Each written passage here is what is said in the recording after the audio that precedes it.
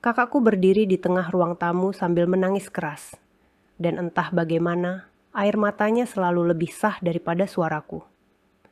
Di depan keluarga besar, di depan paman bibi yang jarang datang tapi selalu punya komentar, ibuku menunjuk ke arahku seolah aku ini noda yang harus dihapus dari foto keluarga. Sebelum aku membuka seluruh kisahnya, silakan tekan like dan subscribe agar aku bisa terus membawakan cerita seperti ini untuk kalian.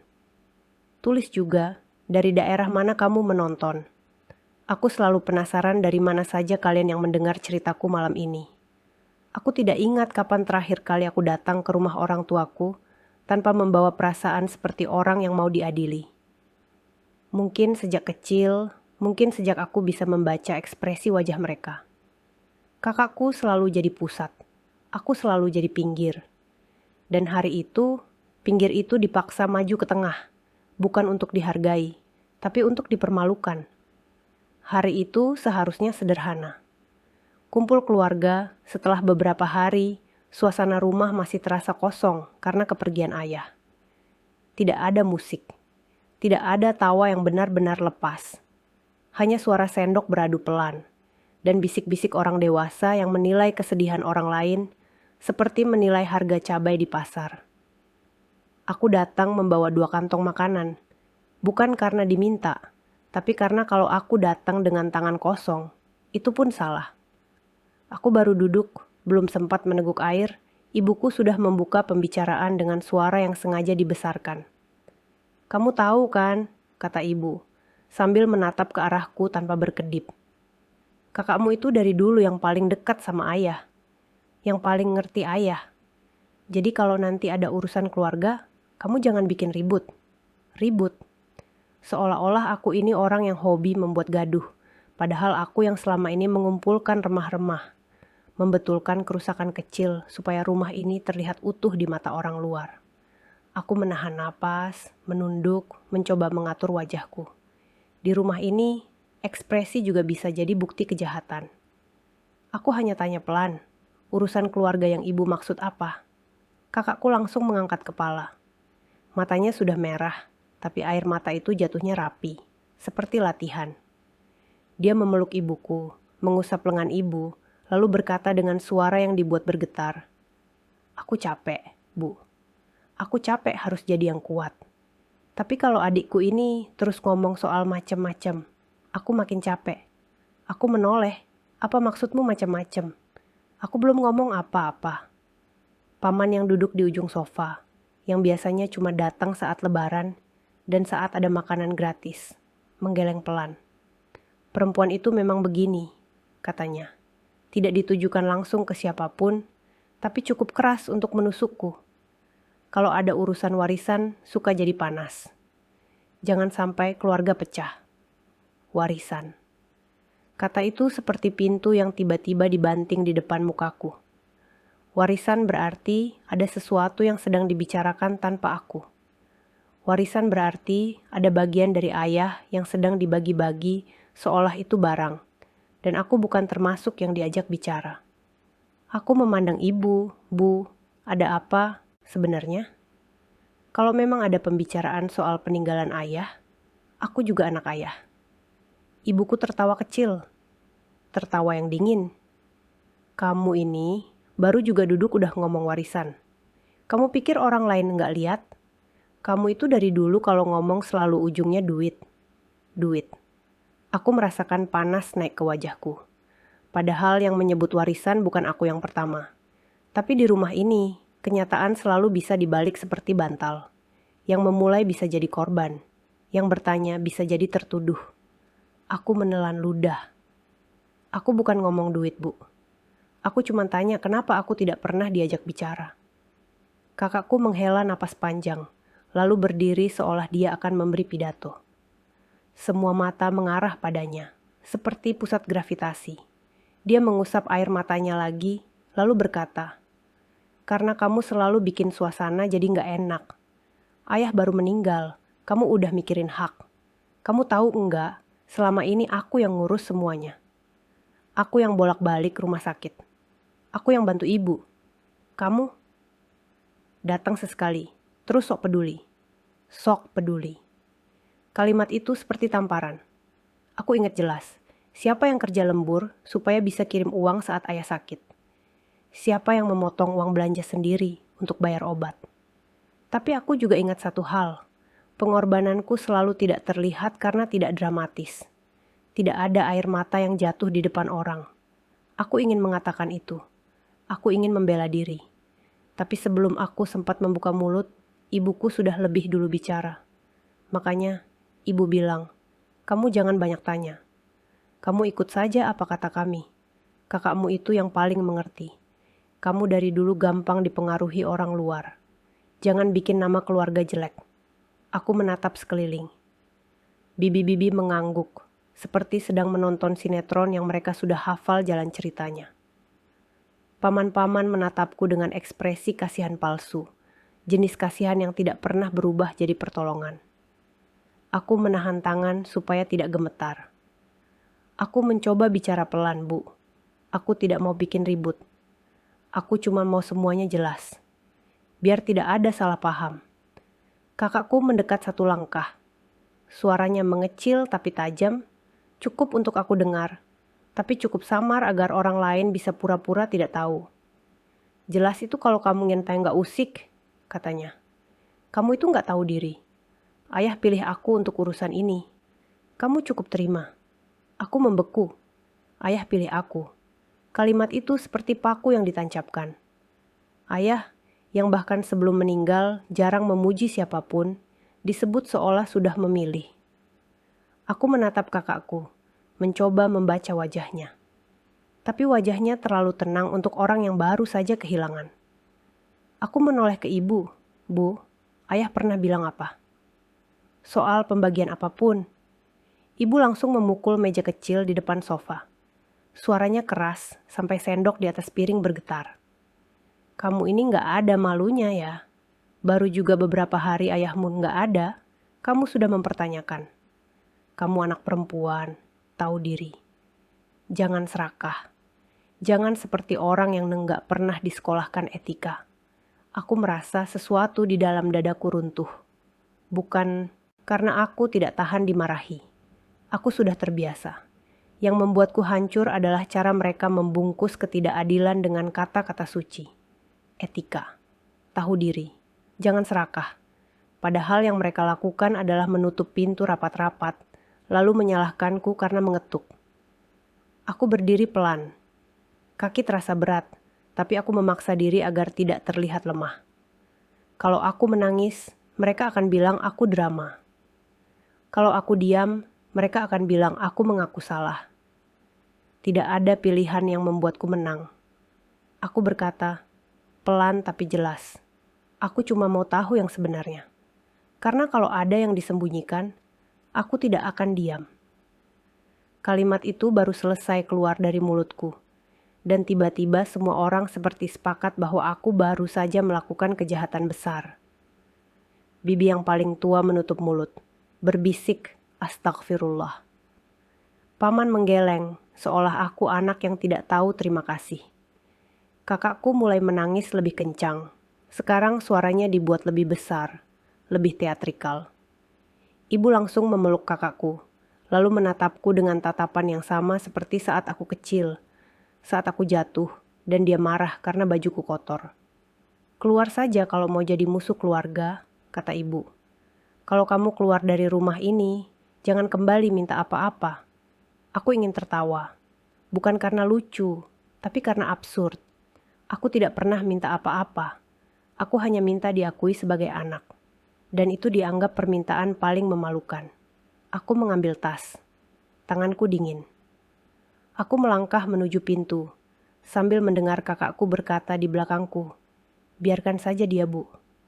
Dari dulu dia memang begitu, selalu merasa paling benar.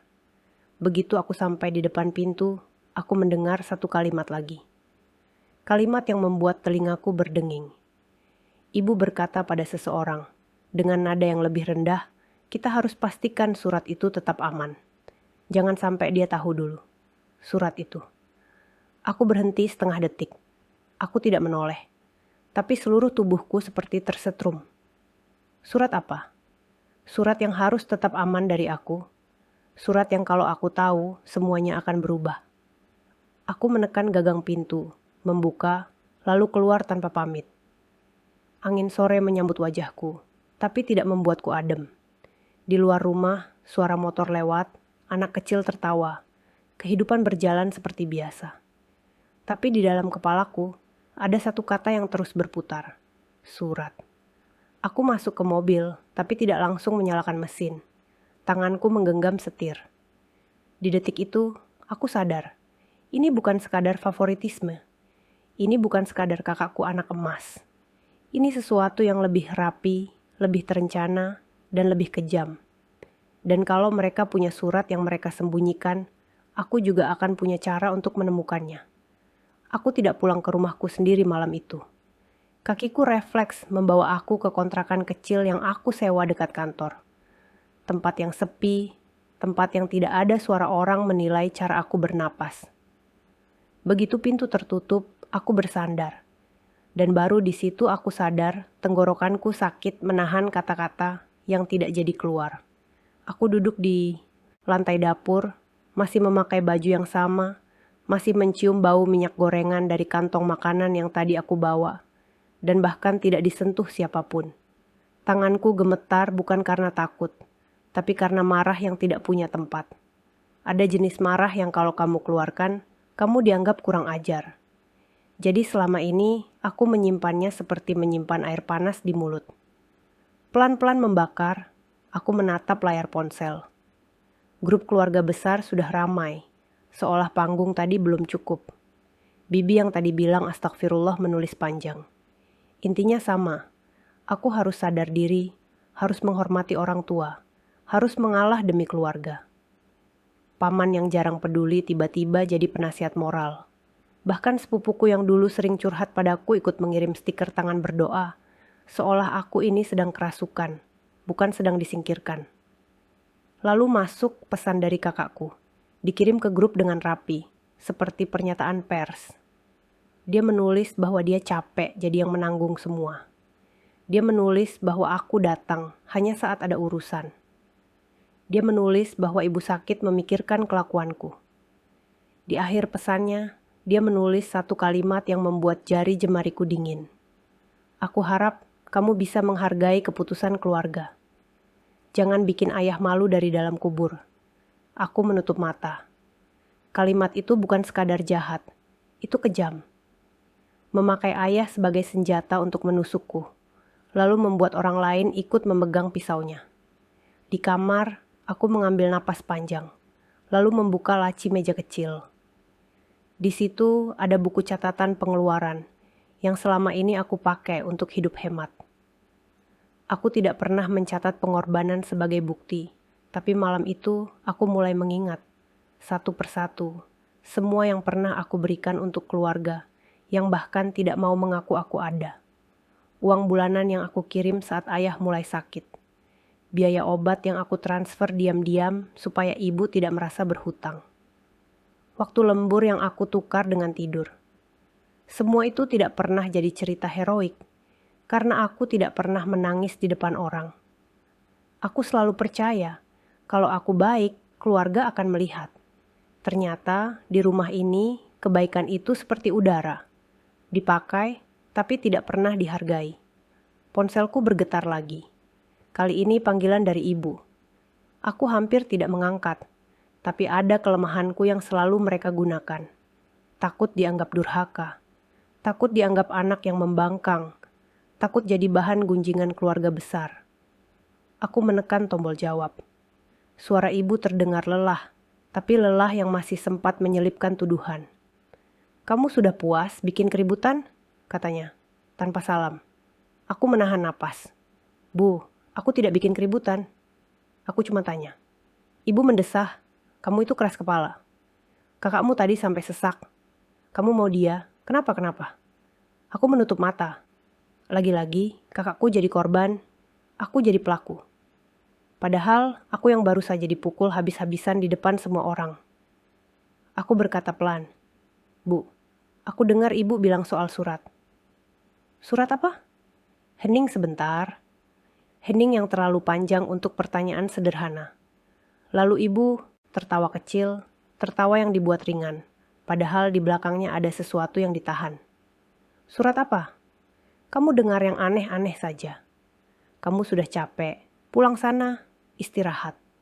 Besok kamu ke rumah. Kita bicara baik-baik. Aku menegakkan punggung. Bicara baik-baik. Kata-kata itu di keluargaku selalu berarti, kamu datang, kamu duduk, kamu disalahkan, lalu kamu diminta mengalah. Besok jam berapa? Tanyaku.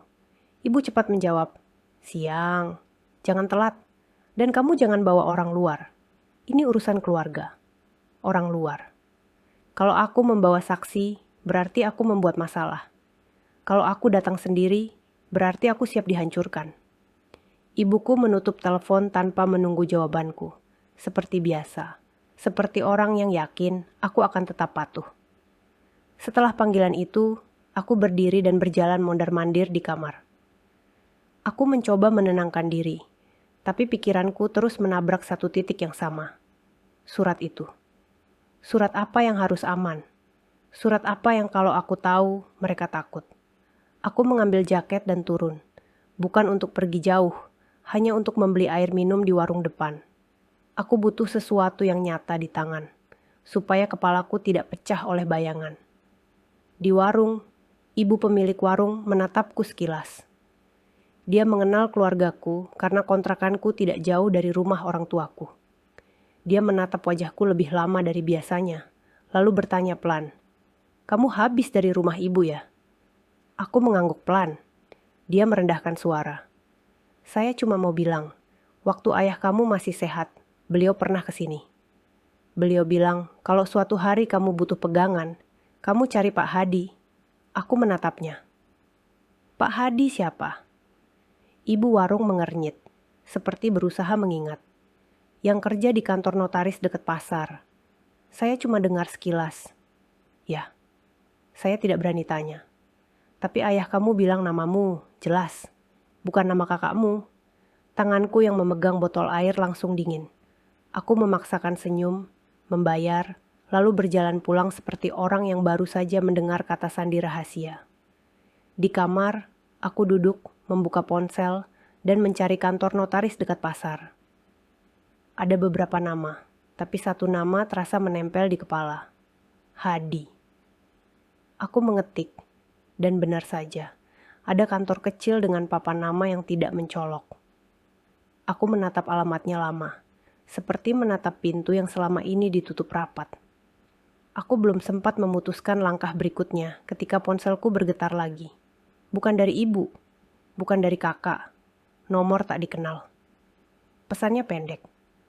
"Kalau kamu mau tahu kenapa mereka panik soal surat itu, jangan datang siang, datang pagi. Sendiri, dan jangan bilang siapa-siapa." Aku membeku, jari jemariku kaku di atas layar. Lalu pesan berikutnya masuk, kali ini sebuah foto. Buram, seperti diambil terburu-buru, tapi cukup jelas untuk membuat napasku tersangkut. Di sudut foto itu ada tulisan, surat wasiat, dan di bawahnya ada nama ayahku, dengan tanda tangan yang aku hafal karena dulu aku sering melihatnya di buku tabungan. Di detik itu, aku tahu, besok bukan lagi tentang bicara baik-baik. Besok adalah tentang perang yang mereka mulai tanpa mengundangku, dan aku baru saja menemukan pintu masuknya. Aku tidak tidur semalaman. Aku hanya rebah, menatap langit-langit kontrakan, dan setiap kali aku memejamkan mata, suara ibu memukul meja itu kembali terdengar. Bukan suaranya yang paling menyakitkan, tapi kata-katanya. "Anak perempuan tahu diri. Jangan serakah. Jangan bikin ayah malu." Seolah keberadaanku di keluarga ini hanya sah kalau aku terus mengalah. Pesan dari nomor tak dikenal itu terus menyala di layar ponselku seperti bara. Datang pagi. Sendiri. Jangan bilang siapa-siapa. Aku mengulang-ulang kalimat itu, mencoba menebak siapa pengirimnya. Sepupu, tetangga, orang kantor notaris, atau seseorang yang selama ini melihat permainan kakakku dari dekat, tapi baru berani bicara sekarang. Anehnya, bagian paling menakutkan bukan instruksinya. Bagian paling menakutkan adalah foto itu. Kata surat wasiat, tanda tangan ayah, dan sensasi dingin yang merambat di tulang belakangku saat sadar. Mereka menyembunyikan sesuatu yang bukan sekadar omongan. Menjelang subuh, aku mandi cepat, memakai baju paling sederhana yang aku punya, memasukkan KTP, kartu keluarga fotokopi, dan beberapa dokumen ayah yang masih ada di rumahku. Aku tidak tahu apa yang akan diminta, jadi aku membawa apapun yang mungkin berguna. Aku juga menyimpan satu keputusan kecil di dalam dada. Kali ini, aku tidak datang sebagai anak yang minta izin. Aku datang sebagai orang yang menuntut kebenaran. Pagi itu, udara masih basah. Jalanan belum ramai. Aku naik ojek, duduk diam, menahan diri untuk tidak menoleh ke belakang seperti orang yang sedang dikejar. Tapi rasa bersalah itu tetap datang, seperti kebiasaan lama. Suara di kepalaku bilang, ini durhaka, ini melawan ibu, ini memalukan keluarga. Lalu suara lain, lebih pelan tapi lebih tegas, menyela. Ini bukan tentang melawan, ini tentang menyelamatkan hidupmu dari kebohongan. Aku sampai di kawasan pasar saat toko-toko baru buka. Di antara deretan ruko yang menjual emas, kain, dan sembako, ada satu kantor kecil dengan papan nama sederhana. Kantor Notaris Hadi. Tidak mewah, tidak ramai. Tapi justru itu yang membuatku makin yakin, ini tempat orang menyimpan rahasia, bukan tempat orang pamer. Aku berdiri di depan pintu kaca selama beberapa detik, mencoba mengatur napas. Begitu aku masuk, seorang perempuan muda di meja depan menatapku, lalu menanyakan keperluan. Suaranya datar, seperti orang yang sudah terbiasa menghadapi orang panik. Aku bilang pelan, saya mau bertemu Pak Hadi. Soal ayah saya. Begitu aku menyebut nama ayah, ekspresi perempuan itu berubah tipis, bukan kaget. Lebih seperti hati-hati. Seperti dia baru saja mendengar kata yang seharusnya tidak disebut keras. Dia menyuruhku duduk. Lalu dia masuk ke ruangan dalam. Aku menunggu dengan tangan saling menggenggam di pangkuan. Di ruang tunggu ada kalender, ada rak brosur, ada pot tanaman plastik yang daunnya berdebu. Normal. Tapi normalnya kantor ini terasa seperti topeng. Karena di balik pintu ruangan, dalam, ada sesuatu yang membuat keluargaku panik. Seorang pria parubaya keluar beberapa menit kemudian. Kacamata, kemeja rapi, wajah yang tidak banyak ekspresi. Dia menatapku cukup lama, seperti menilai apakah aku datang untuk membuat drama atau mencari jawaban. Saya Hadi, katanya. Kamu anaknya Pak Arman? Aku mengangguk. Suaraku nyaris tidak keluar. Iya Pak. Dia menunjuk ruangannya. Masuk. Aku duduk di kursi di depan mejanya. Di belakangnya ada lemari arsip yang tinggi. Lemari itu terlihat seperti tembok. Dan aku tiba-tiba merasa kecil, seperti anak yang berdiri di depan pintu gudang yang selama ini tidak boleh dibuka. Pak Hadi membuka map. Tanpa basa-basi, dia bertanya, "Kamu tahu kenapa kamu di sini?" Aku menelan ludah. Saya dengar ada surat wasiat yang disembunyikan keluarga saya. Dan tadi malam saya dapat foto ini. Aku menunjukkan layar ponsel. Pak Hadi menatap foto itu singkat. Tidak terlihat terkejut. Itu yang membuat kulitku merinding. Dia tidak langsung menjawab. Dia hanya berkata pelan. Banyak orang meninggalkan warisan. Tapi tidak semua meninggalkan kebenaran. Aku merasakan tenggorokanku mengencang. Jadi benar, ada surat wasiat? Pak Hadi menatapku. Ada dokumen.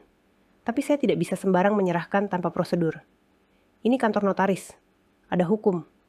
Ada kerahasiaan. Aku hampir putus asa. Tapi aku memaksa diriku tetap tenang. Saya anak kandungnya. Saya punya hak tahu. Kalau ada sesuatu yang menyangkut saya mau jelas. Pak Hadi menyandarkan tubuh, menatapku tajam. Kamu datang sendiri? Aku mengangguk. Dia menghela napas. Baik. Kita lakukan yang benar. Kamu punya surat kematian? Aku menggeleng. Belum, tapi saya bisa minta nanti. Pak Hadi mengetuk meja pelan, lalu berkata, kalau begitu saya hanya bisa bilang satu hal. Ayah kamu memang pernah membuat surat wasiat, dan di dalamnya nama kamu ada. Aku membeku. Rasanya seperti ditarik keluar dari air setelah lama tenggelam. Namaku ada. Berarti aku tidak berhalusinasi. Berarti aku tidak lebay. Berarti aku benar-benar sedang disingkirkan. Aku baru sempat menarik napas ketika Pak Hadi melanjutkan. Tapi setelah itu ada peristiwa lain. Peristiwa lain? Dia membuka sebuah halaman. Menutupnya lagi cepat, seperti tidak ingin terlihat terlalu banyak. Lalu dia bertanya, "Siapa yang bilang kamu serakah?" Pertanyaan itu membuatku terpukul. Aku menelan ludah. Ibu saya, kakak saya, semua orang. Pak Hadi menatapku tanpa iba. Mereka bilang begitu karena mereka butuh kamu merasa bersalah. Dengan begitu, kamu tidak akan bertanya. Aku ingin menangis, tapi aku tahan. Saya mau lihat dokumennya, Pak. Apapun prosedurnya, saya lakukan. Pak Hadi berdiri, berjalan ke lemari arsip, lalu mengambil satu map coklat yang ujungnya sudah sedikit aus. Dia meletakkannya di atas meja, tapi telapak tangannya menekan map itu, seperti menahan sesuatu agar tidak melompat keluar. Dia berkata pelan, "Dengar baik-baik. Ayah kamu menulis surat wasiat pertama. Lengkap, jelas. Ditandatangani, ada saksi, ada cap. Tapi beberapa waktu sebelum beliau meninggal, ada orang datang ke kantor. Saya membawa dokumen lain. Mereka bilang, ini revisi." Aku menahan napas. Siapa yang datang? Pak Hadi menatapku, lalu menyebutnya seperti menyebut fakta paling dingin di dunia. Ibu kamu dan kakak kamu. Dunia di depanku seperti miring. Dadaku panas, tapi tangan dan kaki terasa dingin. Aku teringat wajah kakakku yang tenang kemarin. Air matanya yang rapi. Kata-katanya yang menyebut ayah memilih dia. Semua itu bukan sekadar drama. Itu persiapan. Aku berbisik, mereka revisi apa? Pak Hadi tidak langsung jawab. Dia hanya mendorong map itu sedikit ke arahku, tapi masih menahannya dengan tangan. Ada satu halaman yang hilang. Katanya pelan. Dan halaman yang hilang itu adalah halaman yang paling penting. Aku menatap map itu, seperti menatap lubang yang siap menelanku. Halaman paling penting, yang hilang. Dan mereka datang membawa revisi. Aku mendengar langkah kaki di luar ruangan. Pintu depan kantor terbuka. Suara perempuan di meja depan menyapa seseorang. "Selamat pagi, Bu." Lalu suara lain terdengar. Suara yang sangat aku kenal. Suara yang selama ini memanggilku dengan nada sayang palsu. "Pak Hadi, saya mau ambil berkas kemarin." Yang itu, sekarang. Pak Hadi menatapku, dan di matanya ada peringatan yang tidak perlu diterjemahkan. "Ibu kamu datang." Aku menelan ludah sampai rasanya pahit. Suara ibu itu bukan suara orang yang datang membawa duka. Itu suara orang yang datang membawa kontrol. Pak Hadi berdiri cepat, menutup map coklat itu, lalu memasukkannya ke laci meja dengan gerakan yang rapi tapi tegang. Dia menatapku, lalu memberi isyarat kecil ke arah pintu, samping yang setengah tertutup, seperti ruangan arsip kecil. Matanya bilang satu hal tanpa kata. "Kalau kamu mau selamat, jangan terlihat dulu." Tapi di kepalaku ada dua suara bertabrakan. Suara lama yang selalu membuatku tunduk, yang berkata, "Sembunyi, jangan bikin masalah, jangan bikin ibu marah." Dan suara baru yang mulai tumbuh sejak semalam, yang berkata, "Kamu selalu bersembunyi, sampai kapanpun kamu tidak akan pernah dianggap ada." Aku berdiri, kakiku terasa berat. Tangan kiriku menggenggam tas, tangan kananku berkeringat. Pak Hadi berbisik, pelan tapi tegas. "Kalau kamu muncul sekarang, mereka akan bikin kamu terlihat seperti pencuri." Aku membalas bisiknya, sama pelan. Kalau saya diam, mereka akan terus mencuri. Pintu ruangannya diketuk sekali, lalu terbuka sedikit tanpa menunggu izin. Sopan santun di keluargaku selalu hilang saat mereka merasa punya kuasa. Ibu muncul lebih dulu. Kerudungnya rapi, wajahnya terlihat lelah versi teatrikal, jenis lelah yang biasanya dipamerkan supaya orang iba.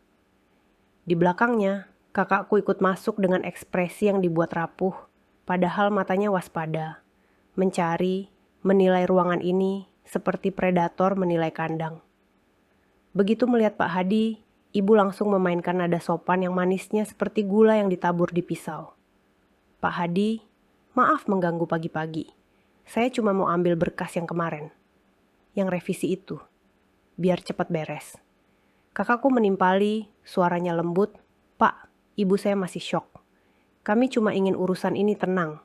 Jangan ada yang bikin tambah masalah. Tambah masalah. Aku ada di ruangan yang sama. Tapi mereka bicara seperti aku ini bukan manusia. Seperti masalah itu bukan kebohongan mereka, tapi orang yang berani bertanya. Pak Hadi berdiri dengan wajah netral, seperti tembok. Ibu, sesuai prosedur, berkas itu tidak bisa diambil begitu saja. Ibu tersenyum kecil, senyum orang yang merasa menang karena datang membawa status. Lah, kemarin kan sudah Pak, kami sudah tanda tangan. Sudah disepakati. Kakakku mengangguk cepat lalu menambahkan, kami keluarga inti, tidak mungkin kami main-main. Ini demi kebaikan semuanya. Pak Hadi menatap mereka bergantian. Lalu ia berkata dengan pelan, demi kebaikan siapa? Ibu berhenti sepersekian detik, lalu tertawa kecil, seperti pertanyaan itu lucu. Ya demi keluarga Pak, demi nama baik, biar tidak ada yang serakah. Kata serakah itu jatuh seperti batu ke lantai, dan aku merasakan sesuatu di dadaku bergetar. Mereka bahkan membawa label itu sampai ke kantor notaris, seolah itu dokumen resmi. Kakakku melangkah mendekat ke meja, matanya melirik laci, melirik map, melirik setiap sudut. Aku melihat gerakan kecil di wajahnya, bukan sedih, tapi perhitungan. Dan di 7 detik itu, aku sadar. Ini bukan kakak yang kebetulan disayang orang tua. Ini kakak yang dilatih, dibesarkan, dan dibekali untuk menang. Pak Hadi berdiri lebih tegak. Ibu, saya harus memastikan semua pihak yang berkepentingan paham isi dokumen ini. Ibu langsung berubah. Suaranya mengeras, manisnya hilang. Pihak berkepentingan siapa lagi, Pak? Anak-anak saya ya cuma itu. Kakaknya yang ngurus. Adiknya itu tidak usah ikut campur. Dia dari dulu suka bikin ribut. Aku menggigit bibir. Jantungku memukul rusuk. Inilah momen yang selama ini aku hindari. Momen ketika namaku disebut bukan sebagai anak, tapi sebagai ancaman. Kakakku ikut memainkan peran, suaranya bergetar dibuat-buat. Pak, adik saya itu emosian. Saya takut kalau dia tahu, dia akan nekat. Saya cuma mau ibu tenang. Nekat. Aku menahan tawa getir. Aku tidak pernah nekat. Aku selalu menahan. Tapi mereka butuh membuatku terlihat berbahaya, supaya kebohongan mereka terlihat seperti perlindungan. Pak Hadi memandang mereka lama. Lalu ia berkata, ada hal yang perlu saya konfirmasi. Karena yang kemarin datang membawa revisi, belum membawa dokumen kelengkapan yang saya minta. Ibu mengerutkan kening. Dokumen apa lagi? Pak Hadi menyebutnya dengan tenang, surat kematian, dan pernyataan tertulis bahwa semua ahli waris hadir dan paham isinya. Kakakku langsung menyela. Ahli waris hadir? Maksudnya semua? Pak, ini keluarga. Kami sudah sepakat. Pak Hadi menggeleng pelan. Sepakat tanpa salah satu pihak yang namanya ada di dokumen. Itu bukan sepakat. Itu penghilangan. Kata penghilangan itu membuat ruangan seketika jadi lebih dingin. Aku melihat ibu menelan ludah. Untuk pertama kalinya, wajahnya kehilangan kendali. Meski hanya sebentar. Ibu memaksa tertawa lagi, tapi suaranya retak. Pak Hadi, jangan ikut-ikutan drama keluarga. Kita ini sama-sama orang tua, sama-sama ngerti. Anak perempuan itu kalau dikasih banyak, nanti tidak tahu diri. Bisa dibawa suami orang. Nanti harta keluarga hilang. Aku menggenggam tas lebih kuat. Jadi ini alasan mereka. Bukan karena aku tidak layak, tapi karena mereka takut aku membawa apa yang ayah tinggalkan keluar dari genggaman mereka. Pak Hadi menatap ibu tanpa ekspresi. Ibu, Saya bekerja berdasarkan dokumen, bukan berdasarkan ketakutan. Kakakku mendekat lagi. Pak, tolonglah. Kalau begini, ibu saya makin tertekan. Adik saya itu tidak perlu tahu. Saya yang tanggung jawab. Pak Hadi menjawab singkat, tidak. Satu kata. Tapi seperti palu. Ibu langsung berdiri lebih dekat ke meja. Suaranya naik. Sekarang tidak peduli siapa yang dengar. Pak Hadi, jangan mempersulit. Berkas itu milik kami. Serahkan sekarang. Di luar ruangan, aku mendengar suara pegawai di meja depan terdiam. Kantor kecil itu tiba-tiba terasa seperti panggung sidang. Pak Hadi menatap ibu, lalu berkata, pelan tapi tajam, saya akan serahkan ketika semua ahli waris hadir. Termasuk anak ibu yang satunya. Ibu membeku, kakakku juga. Dan setelah 1 detik yang terasa panjang, ibu menoleh ke arah ruangan, ke arah pintu. Matanya menyapu, mencari. Aku berdiri di sudut yang tidak sepenuhnya tertutup, dan tanpa sengaja, ujung sepatuku terlihat dari balik meja. Tatapan ibu jatuh ke sana. Lalu perlahan, tatapan itu naik sampai bertemu mataku. Dan di detik itu, aku tahu, mereka tidak datang untuk bicara baik-baik. Mereka datang untuk memastikan aku tetap tidak punya hak. Kakakku ikut melihat. Dan senyumnya muncul tipis, bukan senyum sedih, tapi senyum orang yang akhirnya menemukan lawannya di papan catur. Ibu berkata pelan, suaranya seperti bisikan, tapi setiap hurufnya menusuk. Jadi kamu di sini. Aku tidak menjawab. Aku hanya melangkah 1 langkah ke depan. Dan ruangan itu, yang tadinya kantor notaris biasa, berubah jadi arena tempat keluargaku akan memilih antara kebenaran atau kebohongan yang mereka rawat bertahun-tahun.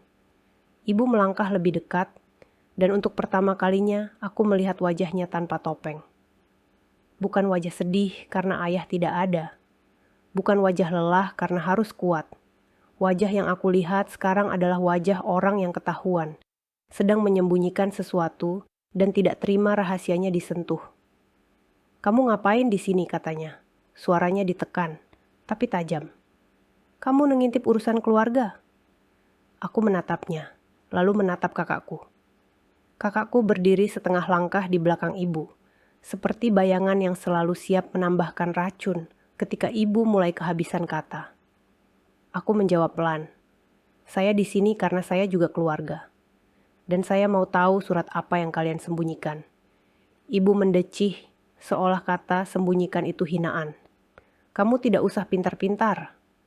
Kamu itu dari dulu gampang dipengaruhi. Sekarang kamu datang ke notaris, bikin malu. Bikin malu. Kata itu selalu jadi senjata favorit. Seolah malu keluarga lebih penting daripada kebenaran anak. Kakakku menghela napas panjang, lalu memasang wajah iba. Dek, pulang aja ya. Jangan bikin ibu makin drop. Kamu mau ibu jatuh sakit beneran? Aku menahan napas. Lagi-lagi, kesehatan ibu dipakai sebagai pagar kawat berduri.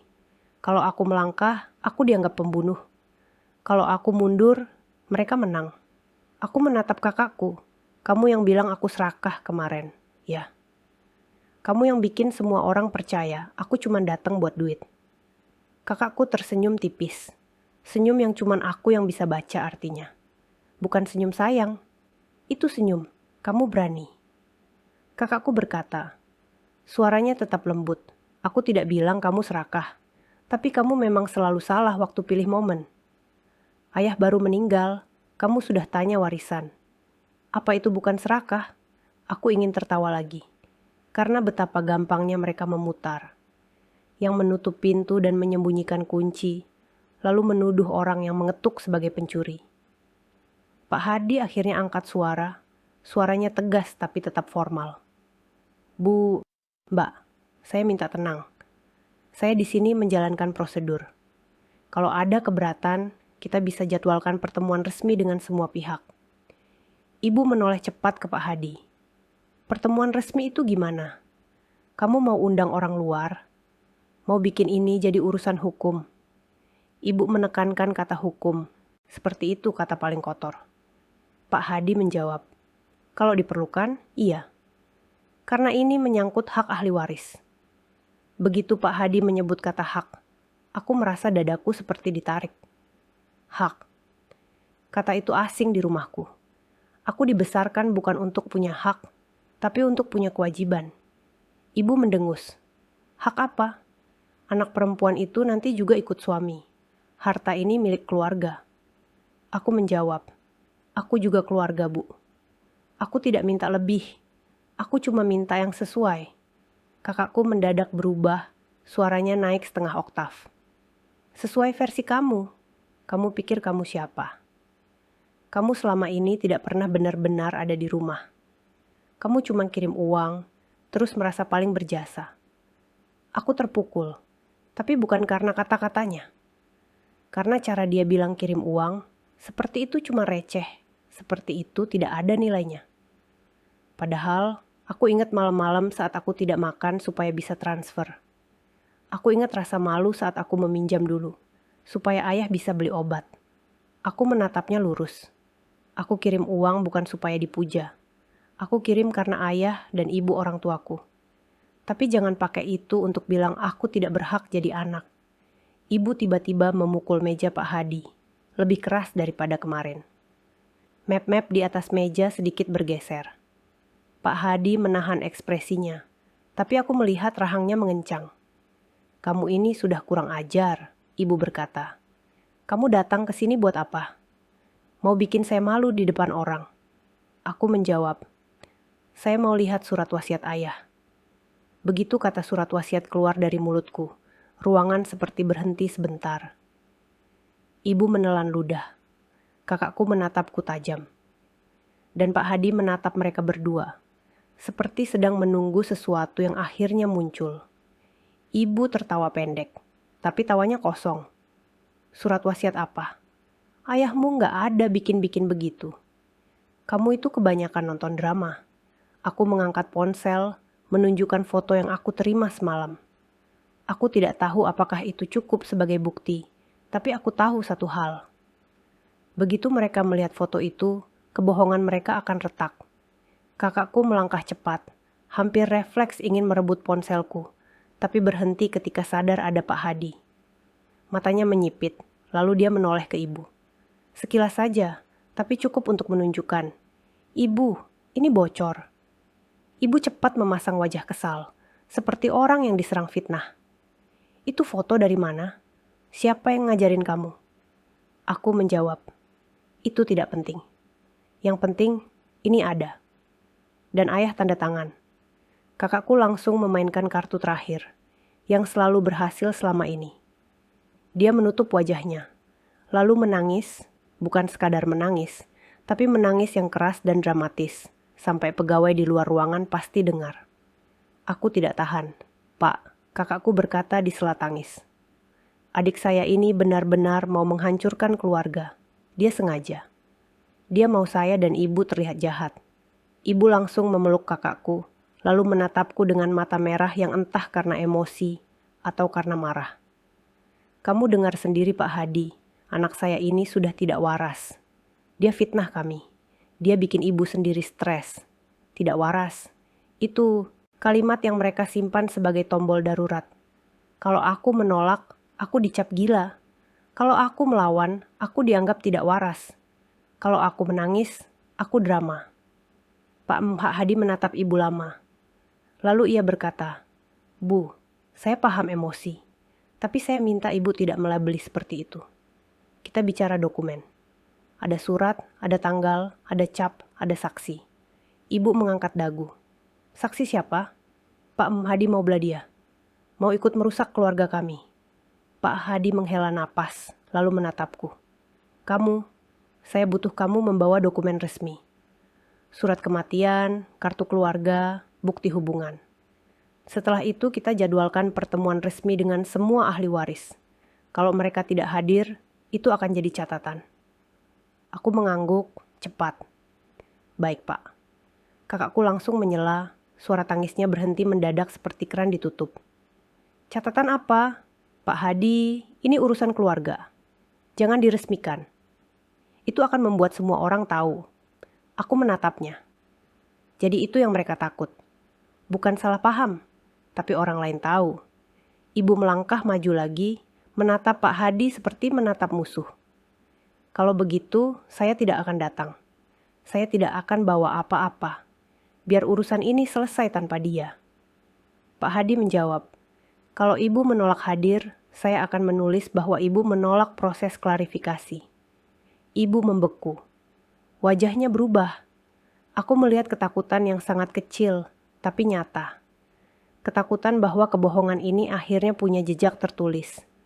Dan di situ, kakakku bergerak mendekat ke ibu, berbisik cepat. Aku tidak mendengar jelas, tapi aku menangkap dua kata yang membuat darahku berhenti mengalir. Surat asli. Kakakku berbisik, suaranya tipis, tapi cukup untuk tertangkap telingaku. Surat aslinya aman, Bu. Yang di rumah. Jangan panik. Aku membeku. Surat asli ada di rumah. Berarti ada lebih dari satu dokumen. Berarti yang di tangan notaris mungkin bukan satu-satunya. Berarti ada sesuatu yang mereka simpan sendiri, tanpa prosedur, tanpa pengawasan. Ibu menelan ludah, lalu menarik napas panjang, memasang wajah menang lagi. Baik Pak Hadi, jadwalkan saja. Tapi saya tidak mau anak itu bikin keributan di rumah saya. Rumah saya. Bukan rumah kita, bukan rumah keluarga. Rumah saya. Aku menatap ibu dan kakakku bergantian. Aku tidak mengatakan apapun. Tapi dalam kepalaku, satu keputusan jatuh seperti palu. Kalau surat asli ada di rumah, maka malam ini juga aku harus mencari tahu di mana mereka menyembunyikannya. Karena besok, jika aku datang hanya dengan dokumen resmi, mereka akan masih bisa berbohong. Tapi kalau aku datang dengan surat asli yang mereka bilang aman, aku tidak hanya akan bertanya. Aku akan membongkar semuanya. Aku keluar dari kantor notaris dengan langkah yang terlihat biasa. Tapi di dalam dadaku ada suara yang berlari-lari seperti orang panik. Aku menolak menoleh ke belakang, menolak memberi mereka kepuasan melihat aku goyah. Aku hanya berjalan sampai ujung ruko. Baru kemudian napasku pecah. Seperti selama ini aku menahan terlalu lama. Di depan kantor, aku berdiri beberapa detik, menatap jalan pasar yang mulai ramai. Orang-orang menawar, pedagang berteriak, motor menyelip. Dunia bergerak normal, sementara hidupku baru saja berubah bentuk. Di kepala, bisikan kakakku masih jelas. Surat aslinya aman. Yang di rumah, aku menelan ludah. Kalau surat asli benar ada di rumah, berarti selama ini ada dua permainan. Satu permainan di atas meja, prosedur, cap, saksi. Satu permainan lain di bawah meja, laci, kunci, pura-pura lupa. Dan aku sudah terlalu lama hidup di bagian bawah meja. Ponselku bergetar. Nomor tak dikenal itu lagi. Jangan bilang mereka kamu ke notaris. Mereka akan balikan semuanya. Dan hati-hati malam ini. Aku menatap pesan itu lama. Aku tidak menjawab. Aku tidak tahu siapa dia. Tapi untuk pertama kalinya, ada orang yang berbicara kepadaku seperti aku waras. Seperti aku pantas dilindungi. Aku memesan ojek pulang ke kontrakan. Lalu mandi cepat, berganti baju yang lebih sederhana. Baju yang tidak membuatku terlihat seperti orang yang datang untuk perang. Aku menatap diriku di cermin. Wajahku terlihat letih, tapi mataku punya sesuatu yang baru. Bukan keberanian besar seperti di film. Lebih seperti keputusan kecil yang tidak bisa ditarik lagi. Aku memikirkan kelemahanku. Aku takut dibilang durhaka. Takut dibilang pembangkang. Takut dilabeli serakah. Mereka selalu menang karena mereka tahu tombol itu. Mereka tahu sekali saja aku merasa bersalah, aku akan mundur sendiri. Malam itu, aku tidak boleh menekan tombol itu. Aku harus mengubah rasa bersalah jadi kompas. Malu sebentar demi selamat seumur hidup. Aku menunggu sampai sore lewat, sampai langit mulai gelap. Aku tidak ingin datang terlalu cepat dan terlihat seperti aku mengejar.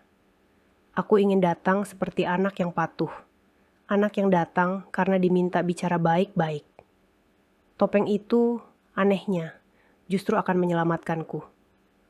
Aku mengetuk pintu rumah orang tuaku dengan tangan yang sudah aku latih supaya tidak gemetar. Ibu membuka pintu. Wajahnya datar, tapi matanya menilai dari ujung rambut sampai ujung sepatu. Seperti aku barang yang baru pulang dari pasar. Tanpa menyapa, dia berbalik masuk. Itu isyarat yang sudah aku kenal. Masuk, tapi jangan merasa diterima. Di ruang tamu, kakakku duduk sambil memegang gelas teh. Seperti perempuan yang habis dizalimi dunia. Dia menatapku, lalu tersenyum tipis. Senyum yang kemarin aku lihat di kantor notaris. Senyum orang yang tahu ada papan catur. Dan dia sudah menata bidaknya lebih dulu. Aku duduk di sofa yang sama dengan kemarin. Sofa yang masih menyimpan rasa dipermalukan. Ibu berdiri, menyilangkan tangan. "Kamu jangan ulangi kelakuanmu," ibu berkata. Suaranya pelan, tapi penuh ancaman. "Kamu bikin ibu malu di kantor orang." Aku menunduk sedikit, pura-pura patuh. "Maaf, Bu. Saya cuma bingung." Kakakku menghela napas, manis. "Makanya, Dek, kalau bingung itu tanya di rumah. Jangan bawa-bawa orang luar. Kamu pikir orang tidak akan ngomong?" Aku menggigit lidah. Orang luar. Padahal yang mereka lakukan adalah mengundang orang luar untuk menghakimiku di grup keluarga. Tapi aku tidak membalas. Aku datang bukan untuk menang debat. Aku datang untuk mencari surat. Ibu melangkah mendekat, menatapku tajam. "Kamu tidak usah berpura-pura baik. Kamu itu dari dulu iri. Kamu lihat kakakmu dipercaya. Kamu panas." Aku mengangkat wajah, berusaha membuat suaraku stabil. "Bu, saya tidak iri. Saya cuma mau jelas. Biar tidak ada fitnah." Kakakku meletakkan gelasnya pelan, lalu mencondongkan tubuh. "Fitnah itu kalau kamu nuduh ibu sembunyiin dokumen. Kamu pikir ayah kamu mau ngasih sesuatu ke kamu? Kamu saja jarang di rumah." Aku menahan napas, lalu berkata pelan, "Saya jarang di rumah karena saya kerja. Dan saya kirim uang juga." Kakakku tertawa kecil, mengejek. "Kirim uang sekali dua kali kamu merasa paling berjasa. Kamu itu lucu." Lagi-lagi, pengorbananku dijadikan bahan tertawaan. Dulu aku akan tersedak dan mundur. Malam ini, aku menahan ekspresi. Aku bahkan memaksa diri untuk mengangguk kecil, seolah aku menerima. Aku berkata pelan, "Bu, saya cuma mau ambil beberapa dokumen ayah. Kartu keluarga yang lama, fotokopi KTP ayah, sama surat-surat yang kemarin ada di lemari. Buat keperluan notaris biar cepat selesai. Saya tidak mau berlarut." Ibu menatapku curiga. "Kamu ambil dokumen buat apa?" Aku menunjuk ponselku, pura-pura terbuka. "Pak Hadi minta kelengkapan. Katanya harus resmi. Saya tidak mau ibu repot bolak-balik." Kakakku menatapku lama. Aku melihat dia menghitung. Dia tahu aku bohong atau dia belum yakin. Dia hanya tidak mau salah langkah. Ibu akhirnya mendengus. "Dokumen-dokumen itu di kamar ayah. Tapi kamu jangan macam-macam. Jangan buka-buka barang ayah." Aku mengangguk cepat. "Iya, Bu. Saya cuma ambil yang diperlukan." Ibu berjalan lebih dulu ke arah kamar ayah, membuka pintu dengan gerakan cepat, seperti orang yang takut sesuatu menguap kalau pintunya terlalu lama terbuka. Bau kamar itu langsung menamparku, bau minyak kayu, bau obat, bau lemari tua. Bau yang selalu membuatku ingat ayah, bukan sebagai warisan, tapi sebagai manusia yang pernah duduk di kursi itu, pernah memanggil namaku dengan pelan. Ibu menunjuk lemari. "Ambil di situ. Cepat. Kakakmu tunggu di luar." Aku masuk, sementara ibu berdiri di ambang pintu. Tidak masuk, tapi juga tidak pergi. Seperti penjaga. Seperti orang yang tahu ada sesuatu di dalam kamar ini yang tidak boleh aku temukan. Aku membuka lemari pelan, mencari map-map lama. Tanganku bergerak hati-hati, tapi pikiranku tajam. Kalau surat asli ada di rumah, biasanya disimpan dekat hal yang dianggap penting. Laci, kotak, map coklat. Di balik tumpukan dokumen rumah, aku menarik satu map, lalu satu map lagi. Banyak kertas, banyak fotokopi, banyak bukti hidup. Tapi tidak ada yang berjudul surat wasiat. Ibu berdehem dari ambang pintu. "Sudah, jangan lama-lama." Aku mengangguk, lalu menunduk lagi seolah fokus. Tapi di sudut mata, aku melihat sesuatu. Di bawah lemari, ada kunci kecil yang tidak pernah aku lihat sebelumnya. Kunci logam mungil, dengan gantungan kain coklat yang sudah usang. Aku pura-pura tidak melihat. Aku mengambil fotokopi kartu keluarga lama, memasukkannya ke tas. Lalu aku menoleh ke meja kecil di sudut kamar. Meja yang selalu terkunci lacinya. Meja itu dulu tidak boleh aku sentuh. Ayah bilang, "Jangan ganggu, sekarang ayah tidak ada." Dan ibu berdiri di pintu seperti pagar. Aku menatap laci itu 1 detik terlalu lama. Ibu langsung menangkap. "Kamu lihat-lihat apa?" katanya. Aku tersenyum tipis, pura-pura polos. "Tidak, Bu. Saya cuma ingat dulu ayah simpan kartu keluarga di laci. Takutnya ada yang lebih lengkap." Ibu langsung melangkah 1 langkah masuk. Suaranya dingin. "Tidak usah. Itu tidak perlu. Tidak perlu." Kata itu membuatku makin yakin. Di rumah ini, yang tidak perlu biasanya adalah yang paling penting. Aku mengangguk, lalu berpura-pura menutup lemari. Tapi saat aku menunduk, aku meraih kunci kecil yang tadi aku lihat, memasukkannya ke saku jaket dengan gerakan yang halus, sehalus orang mengambil receh jatuh. Jantungku berdebar sampai telingaku berdenging, tapi aku memaksa wajahku tetap biasa. Aku keluar kamar membawa beberapa dokumen, memperlihatkannya pada ibu seperti anak yang patuh. Ibu memeriksa sekilas, lalu mengangguk. "Sudah, pulang. Besok kamu ikut pertemuan resmi itu, tapi jangan bikin macam-macam." Kakakku berdiri dari sofa, melangkah mendekat, lalu berkata, pelan dengan senyum yang tidak sampai ke mata, "Deh, jangan lupa. Kamu tidak punya apa-apa di rumah ini. Jangan sampai kamu bikin diri kamu malu sendiri." Aku menatapnya, lalu tersenyum kecil, senyum yang bahkan aku sendiri tidak tahu dari mana datangnya. "Oke, Kak." Aku keluar rumah dengan langkah tenang. Tapi begitu pintu tertutup di belakangku, aku merasakan tangan kananku menggenggam saku jaket, memastikan kunci kecil itu benar-benar ada. Aku belum tahu laci apa yang bisa dibuka oleh kunci itu. Aku belum tahu di mana mereka menyembunyikan surat asli. Tapi aku tahu satu hal. Mereka baru saja memberiku akses. Dan malam ini aku akan kembali, bukan sebagai anak yang minta izin, tapi sebagai anak yang sudah berhenti takut. Aku menunggu sampai tengah malam lewat sedikit, waktu rumah orang tuaku biasanya sudah tenggelam dalam sunyi yang pura-pura damai. Aku tidak datang dengan motor sendiri. Aku turun 2 gang sebelum rumah, jalan kaki pelan, menahan suara langkah, menahan napas seperti maling. Ironisnya, yang membuatku harus menyelinap begini bukan karena aku mau mencuri, tapi karena aku mau mengambil kembali sesuatu yang dari awal memang hakku. Lampu teras rumah redup. Aku berdiri di balik bayangan pagar, menatap jendela. Tidak ada suara, tidak ada gerak. Aku menyentuh saku jaket, merasakan kunci kecil itu, dan jantungku berdetak seperti mau meledak. Aku membuka pagar pelan, masuk tanpa menyalakan lampu. Pintu depan terkunci, tentu saja. Mereka selalu mengunci rapat sesuatu yang mereka anggap milik mereka, termasuk anak mereka sendiri. Aku berjalan memutar ke samping rumah, ke pintu dapur yang dulu sering aku pakai saat pulang malam membantu ibu.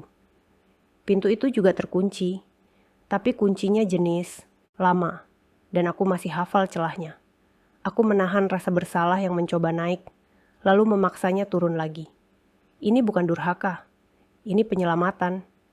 Begitu pintu terbuka, bau rumah menyambutku. Bau yang dulu terasa seperti tempat pulang, sekarang terasa seperti tempat yang menyimpan jebakan. Aku berjalan menahan suara ke arah kamar ayah. Pintu kamar itu tertutup. Aku memegang gagangnya pelan, membukanya sedikit. Kamar gelap, sunyi, dan di dalam sunyi itu, aku merasakan ayah seperti hadir, bukan sebagai hantu, tapi sebagai ingatan yang menatapku dan bertanya, "Kamu masih mau mengalah lagi?" Aku masuk. Lalu aku menutup pintu kamar pelan. Tanganku meraba meja kecil di sudut kamar, meja yang tadi ibu larang aku sentuh. Lacinya terkunci. Aku mengeluarkan kunci kecil itu. Untuk sesaat aku takut kunci itu tidak cocok, takut semua ini hanya kebetulan. Takut aku akan terlihat bodoh, bahkan di depan diriku sendiri. Aku memasukkan kunci. Klik. Suara kecil itu terdengar seperti petir di telingaku. Aku menahan napas, lalu menarik laci pelan. Di dalamnya ada map coklat yang tebal. Ada amplop putih dengan tulisan tangan yang aku kenal. Tulisan ayah. Aku merasakan dadaku seperti dihantam. Di atas amplop itu tertulis namaku, lengkap, dan di bawahnya ada 2 kata yang membuat mataku panas. Untuk kamu. Aku tidak membuka amplop itu dulu. Aku tidak mau menangis sekarang. Aku tidak punya waktu untuk hancur. Aku membuka map coklat itu dulu, jari jemariku gemetar. Di dalam map ada salinan surat wasiat yang terlihat resmi. Ada cap, ada tanda tangan, ada nama notaris. Dan ada 1 halaman yang terlipat rapi, seperti disembunyikan dari orang yang tidak seharusnya melihat. Aku membuka halaman itu, dan tubuhku mendadak dingin. Di halaman itu tertulis jelas, ayah menetapkan rumah ini, tanahnya, dan 1 rekening tabungan atas namanya. Menjadi hakku, bukan kakakku, bukan ibu, aku. Di bawahnya ada catatan tangan ayah, singkat tapi cukup untuk membuat semua luka bertahun-tahun, seperti terbuka sekaligus. Saya tahu akan ada yang mencoba mengubah. Maka saya simpan salinan ini di laci. Jika kamu membaca ini, berarti kamu akhirnya berani. Aku menutup mulut dengan tangan, menahan suara. Air mataku turun tanpa izin, tapi kali ini bukan air mata korban. Ini air mata orang yang akhirnya punya pegangan. Aku memasukkan salinan surat wasiat itu ke dalam tas, lalu memasukkan amplop untukku juga, tanpa membuka. Aku tidak ingin emosiku menguasai langkah. Aku perlu kepala dingin. Aku juga menemukan 1 benda kecil lain di dasar laci, sebuah flash disk tua. Aku menatap flash disk itu lama, lalu memasukkannya juga. Aku menutup laci, mengunci kembali, mengembalikan semuanya terlihat normal. Aku keluar dari kamar ayah pelan, menutup pintu, lalu keluar rumah seperti aku tidak pernah masuk.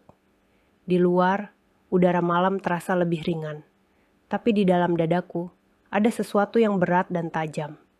Kebenaran yang selama ini mereka injak. Keesokan harinya aku datang ke kantor notaris lebih pagi dari waktu yang dijadwalkan. Aku membawa surat kematian, fotokopi kartu keluarga, dan semua dokumen yang Pak Hadi minta. Aku juga membawa tas yang isinya membuat tanganku terasa, seperti memegang bom. Pak Hadi menatapku begitu aku masuk. Tatapannya langsung turun ke tas, lalu naik ke wajahku. "Kamu sudah siap?" tanyanya. Aku mengangguk. Suaraku pelan, tapi tegas. "Saya siap." Pertemuan resmi berlangsung menjelang siang. Ibu datang dengan baju rapi dan wajah lelah yang dibuat-buat. Kakakku datang dengan ekspresi suci, membawa tisu, seolah siap menangis kapanpun diperlukan.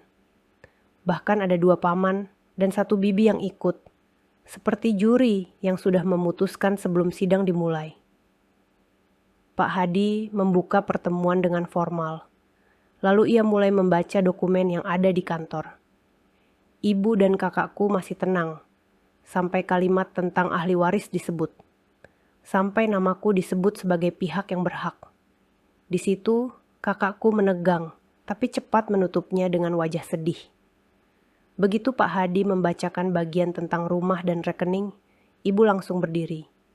"Tidak benar," katanya, suaranya tinggi. "Itu pasti dokumen lama. Ayah tidak mungkin begitu. Dia selalu percaya sama kakaknya." Kakakku langsung menambahkan, "Pak, ayah saya itu sudah lemah. Bisa saja dia dipengaruhi." Saya curiga adik saya ini memanfaatkan. Aku menatap mereka, lalu mengeluarkan salinan surat wasiat dari tas. Aku tidak berdiri dengan marah. Aku berdiri dengan tenang, dan justru itu yang membuat ruangan terasa lebih panas. "Ini bukan dokumen lama, Bu," kataku. "Ini salinan yang ayah simpan sendiri, di laci yang ibu larang saya buka." Wajah ibu berubah. Kakakku membeku. Pak Hadi berdiri. menerima dokumen itu, memeriksa cap, memeriksa tanda tangan, memeriksa tanggal. Semakin lama ia melihat, semakin kaku wajah ibu. Lalu aku mengeluarkan flash disk. Pak Hadi, saya juga menemukan ini di laci ayah. Pak Hadi menatapku, lalu mengangguk pelan. Ia memasukkan flash disk itu ke komputer kantornya. Semua orang menahan napas. Di layar muncul satu file audio. Pak Hadi menatap ibu dan kakakku sekali, lalu menekan play. Suara ayah terdengar, lemah tapi jelas. Dan setelah itu, suara ibu terdengar, tajam, menekan, mendesak ayah untuk mengubah isi dokumen. Karena anak perempuan nanti ikut suami, karena kakak harus diutamakan, karena nama keluarga. Suara kakakku juga terdengar, manis tapi menusuk, memohon sambil menyelipkan ancaman halus tentang membuat ayah terlihat buruk kalau tidak menuruti. Di ruangan itu, tidak ada lagi air mata palsu yang bisa menutupi suara asli. Bibi yang kemarin menghakimiku menutup mulut. Paman yang kemarin menggeleng-geleng menunduk. Kakakku mencoba berdiri, tapi lututnya seperti kehilangan tenaga. Ibu berteriak, "Matikan itu! Itu tidak sah! Itu rekayasa!" Pak Hadi mematikan audio, lalu berkata, "Datar Bu, itu rekaman suara. Dan dokumen ini salinan yang disimpan oleh pewaris sendiri. Saya bisa proses ini secara resmi. Dan jika ibu tetap menolak, saya akan sarankan jalur hukum." Kakakku tiba-tiba menangis, tapi kali ini tangisnya terdengar pecah, bukan teatrikal. Ibu mencoba menarik kakakku, mencoba menutup, mencoba menyelamatkan, tapi terlambat. Semua mata di ruangan sudah melihat siapa yang selama ini bermain kotor. Aku tidak berteriak, aku tidak menghina. Aku hanya berkata, dengan suara yang tidak besar tapi cukup jelas untuk semua orang, selama ini kalian bilang saya serakah. Padahal yang kalian lakukan adalah menyembunyikan hak anak sendiri. Pak Hadi menjelaskan langkah selanjutnya. Rekening bisa diblokir sementara sampai pembagian resmi selesai. Dokumen revisi yang tidak lengkap akan menjadi catatan, dan jika terbukti ada pemalsuan atau tekanan, bisa ada konsekuensi hukum. Karma itu tidak datang dalam bentuk petir. Karma datang dalam bentuk sunyi yang memalukan. Ketika semua orang akhirnya tahu. Ibu menatapku, kali ini tanpa amarah besar. Hanya kosong. Kakakku menatapku dengan mata bengkak, seperti baru sadar papan catur bisa berbalik. Aku menoleh ke mereka berdua, lalu berkata pelan, "Saya tidak mau perang seumur hidup. Saya cuma mau yang ayah titipkan. Setelah ini, saya akan pergi." Aku menandatangani dokumen yang Pak Hadi siapkan untuk proses resmi. Tanganku tidak gemetar. Aku menutup tas. Lalu aku berdiri, menatap mereka sebentar, bukan untuk menang, tapi untuk mengakhiri. Di luar kantor notaris, angin siang menyentuh wajahku. Aku membuka amplop putih yang ayah tulis untukku. Isinya hanya beberapa kalimat, singkat, tapi seperti tangan yang akhirnya menggenggam tanganku. Jangan takut jadi orang yang dianggap durhaka, jika yang kamu lakukan adalah menyelamatkan dirimu sendiri. Aku melipat surat itu kembali, memasukkannya ke dompet. Lalu aku berjalan pergi tanpa menoleh. Tidak ada teriakan, tidak ada balasan makian, hanya langkah yang tenang, kepala yang tegak, dan pintu yang akhirnya tertutup dari dalam.